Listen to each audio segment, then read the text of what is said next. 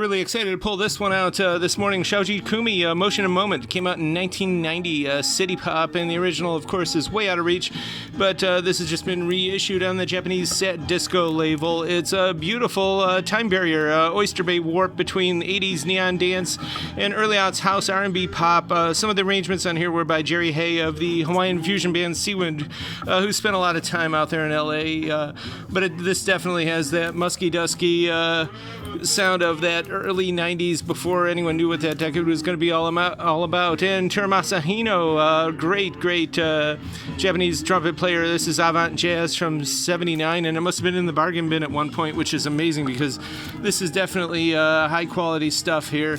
And so is this, the Terumasa Hino Sextet. This is from 76, so this is actually just a few years earlier, but it's a beautiful free jazz trumpet, Spring Apple all the way. Connie Francis from the 90s, really nice press there. And Glass Moons from Prague from 1980, ultrasonically cleaned. And Supermint, Gypsy, they were a Minnesota Prague group. This is a really scarce 2 LP set. They do a 2-part Gypsy Queen on here and more. And the Byrds doing their country psych from the early 70s with a touch of outer space there. And the exotic guitars, of course, it's Tony Mottola all the way. The Now Sound Indeed from 68. Al Casey's actually playing guitar on that too. Tony Mottola does a lot of that stuff from the 60s. Really good soft sounds here, cocktail music, and pretty groovy. Sounds good with a lot of reverb and slightly pitched down. And Manny Album, 56, the drum suite. A lot of good tracks on here. Chant of the Witch Doctors, Bristling, and more. Dancers on Drums. The Octopus is the finale there. And Chet Atkins, basically a country record from 57 in mono. And Latin goes percussive with Ernesto Aquino and his orchestra. This is mono, cha-cha, scarce, and the Leonard Pearl cover art. Most of his covers have that, the basic drawings and primary colors matched together there. Les Baxter, classic mono exotica from the mid-50s, 1955. This was one of the first indeed, and it's also probably one of the best. And Greg Lake from 81, King Crimson, of course, Emerson, Lake and Palmer, he's the Lake in there. And Dave Mason from 78. And Tomoka Aran, another copy of this, beautiful 80s city pop. And we also got this, it's kind of scarce, a bunch of San Francisco sampler stuff. There's some psych, some folk, some funk, Tower of Power, of course, and Cold Blood, etc. Big Red Music, red vinyl too from the late 70s. It's a promo, and it's got a lot of stuff from that era, Boomtown Racks and more. Nice one for the collectors. And Magazine After the Fact, Post-Punk from 82, Post Buzzcocks as well. They do Goldfinger and more. John Evangelis, some synth pop from the early 80s, I believe 84, UK press. Flint, Michigan, of course, Grand Funk stuff there, and Faux Reality, Daybreak's Lullaby. This one is actually really scarce. Indie Jazz Frunk from Kansas.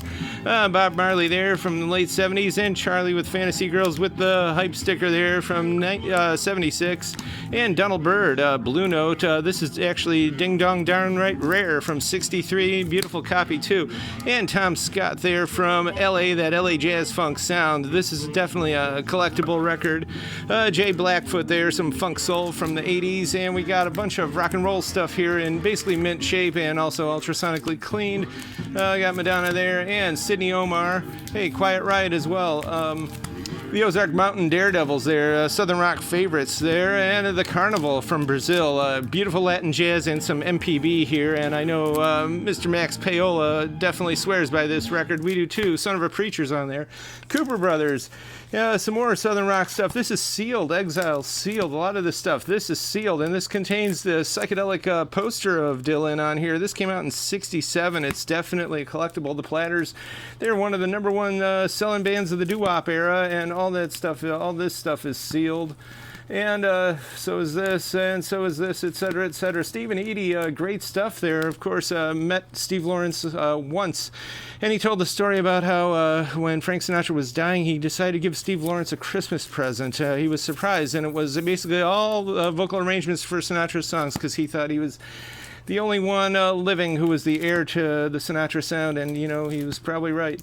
But a bunch of kids stuff here, and Lionel Richie as well, all sealed. CCR, nice mint copy of this reissue, and Cinderella, some OG glam rock, glam metal from the 80s, and can't recognize these guys without their makeup, but it's there, and this is all here, 11 to 6 today, Friday, 11 to 6 Saturday for pickup, or mail order as well. So let us know what you want and come on out.